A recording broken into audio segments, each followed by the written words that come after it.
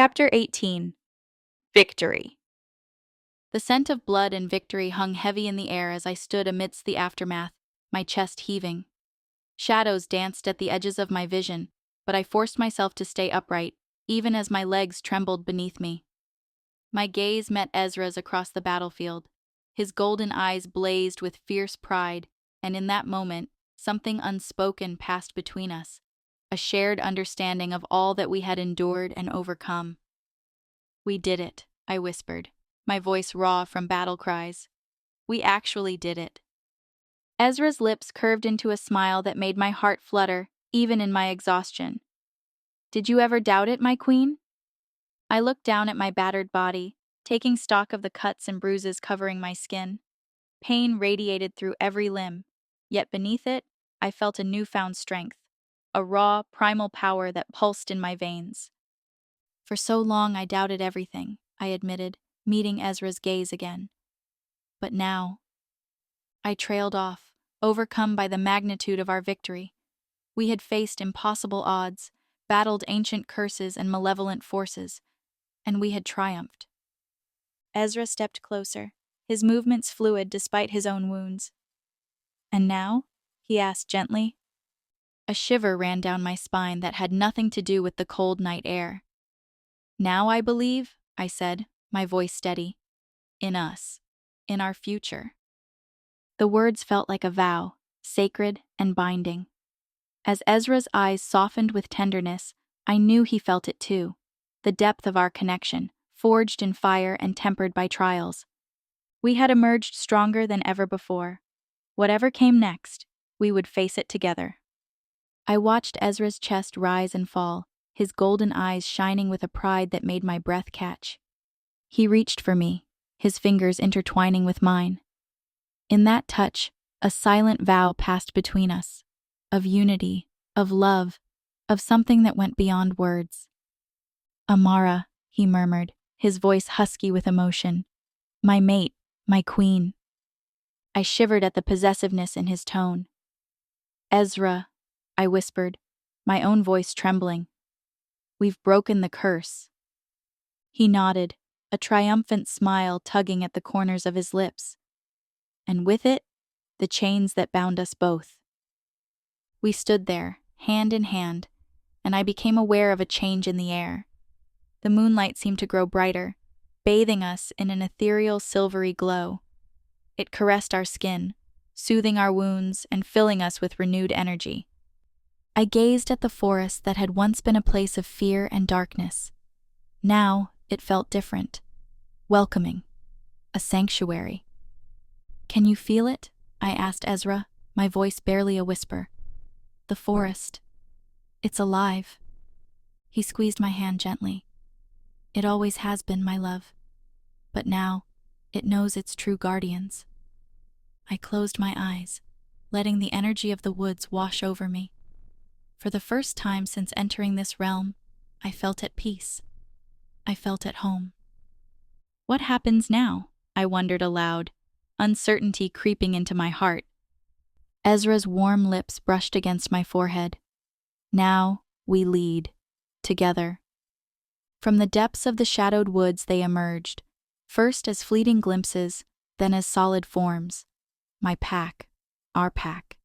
Their eyes shone with a mix of awe and gratitude as they gathered around us, their presence a balm to my weary soul. "My alpha queen," one of them murmured, dropping to one knee before me. The others followed, a ripple of reverence spreading through the crowd. I swallowed hard, my throat tight with emotion. "Rise," I commanded softly, surprised by the authority in my own voice. "We are equals here." Ezra's hand tightened around mine. "You've all proven your worth tonight," he said, his deep voice carrying across the clearing. "Each of you fought with the courage of 10 wolves." A collective shudder ran through the pack, as if they were only now realizing the magnitude of what we'd accomplished. I watched as they turned to each other, eyes wide with disbelief and joy. "We're free," someone whispered, and it was as if a dam had broken. Suddenly the air was filled with howls of triumph and relief. Pack members embraced, some laughing, others weeping openly. The sound echoed through the trees, a primal celebration of survival. I closed my eyes, letting the cacophony wash over me. We had done it. We had overcome the darkness that had threatened to consume us all. But at what cost? The faces of those we'd lost flashed behind my eyelids, a bittersweet reminder of the price of victory. Amara? Ezra's concerned voice cut through my thoughts. Are you all right? I opened my eyes, meeting his golden gaze. Yes, I lied, forcing a smile. Just overwhelmed. But as I looked at our pack, battered, bloodied, but unbroken, I felt a fierce pride swell in my chest. We had survived, we had triumphed, and whatever came next, we would face it together. I took a deep breath, the crisp night air filling my lungs. As I exhaled, it felt as though the weight of the curse lifted from my shoulders, disappearing into the ether. My mind, once clouded by doubt and fear, was now clear, like the sky after a storm. I am the Alpha Queen, I whispered, the words filled with power and purpose. Ezra's hand found mine again, his touch grounding me in this moment of profound change. He squeezed my hand gently, a silent acknowledgement of what had just happened. My love, he said, his golden eyes reflecting the moonlight. Are you ready?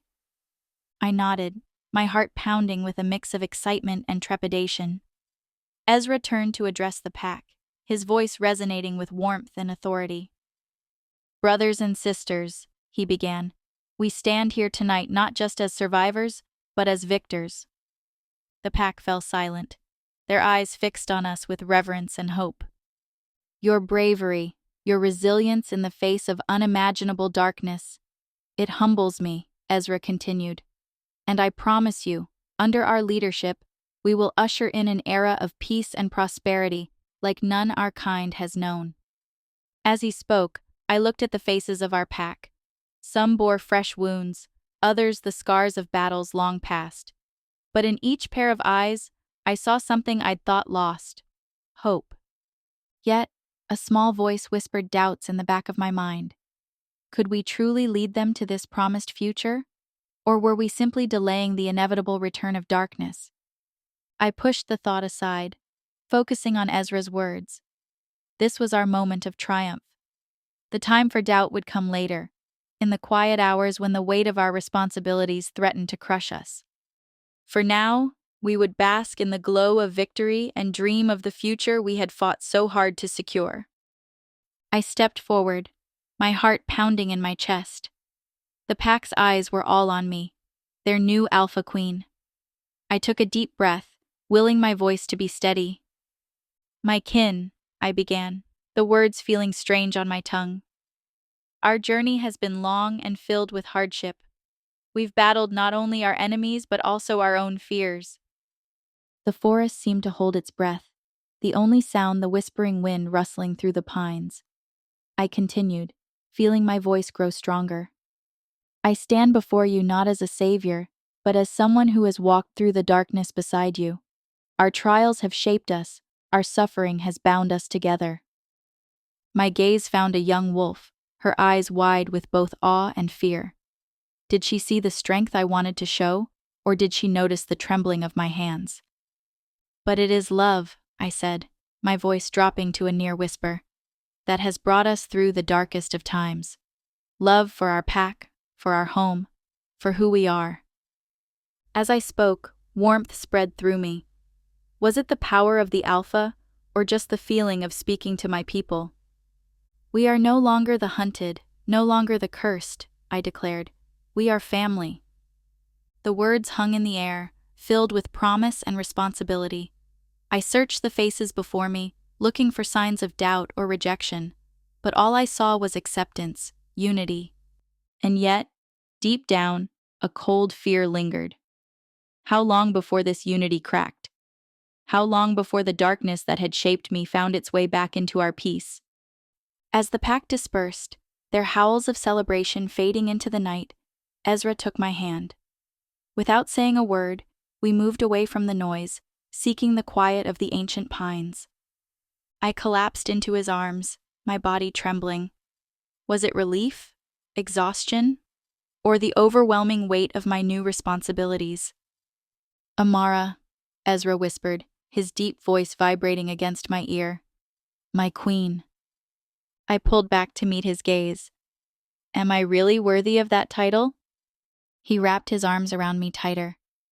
You've earned it 1,000 times over. Moonlight filtered through the branches, casting eerie shadows across his face. For a moment, I didn't see my mate. I saw ghosts from my past. My cruel uncle, the witches who had cursed us. The things I've endured, I whispered, my voice breaking. The pain, the loneliness, have made you stronger, Ezra said, his thumb gently brushing the scar on my cheek. I closed my eyes, letting the memories wash over me. The cold, damp cell of my childhood, the sting of the whip, the isolation that seemed endless. But at what cost? I asked, more to myself than to him. What have I lost along the way? Ezra was quiet for a moment, and I opened my eyes, catching a flicker of something, doubt, perhaps, cross his face. You've gained more than you've lost, he said eventually. Your strength, your love, they're forged in fire. I wanted to believe him. More than anything, I wanted to. But even wrapped in Ezra's arms, I couldn't shake the feeling that the darkness of my past wasn't finished with me yet. It lurked, patient and hungry, waiting to consume everything we had fought for. Ezra's rough fingers gently lifted my chin, tilting my face upward. His golden eyes, usually fierce, now held a tenderness that made me catch my breath. Amara, he said softly, his voice sending shivers down my spine. Our future is bright, filled with promise. I wanted to believe him, but doubt gnawed at me. How can you be so sure? I whispered, the words escaping before I could hold them back. He gave me a sad smile.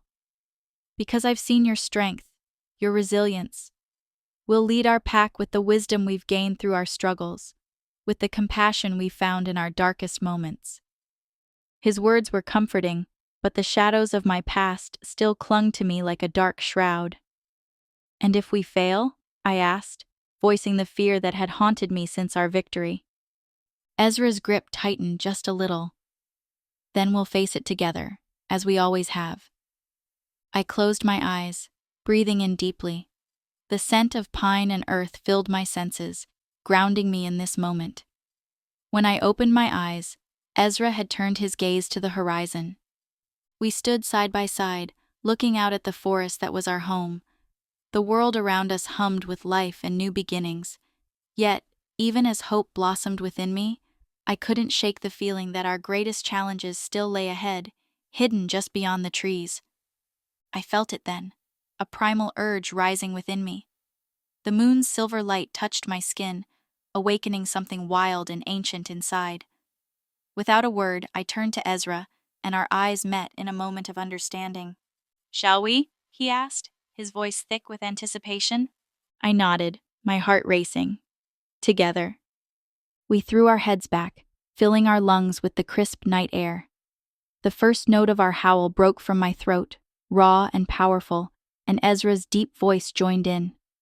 Our call echoed through the forest, a haunting melody that spoke of triumph, love, darkness overcome, and a future still unwritten. As our voices blended, I felt the last remnants of my old self fall away. The girl who had been broken, cursed, and afraid was gone.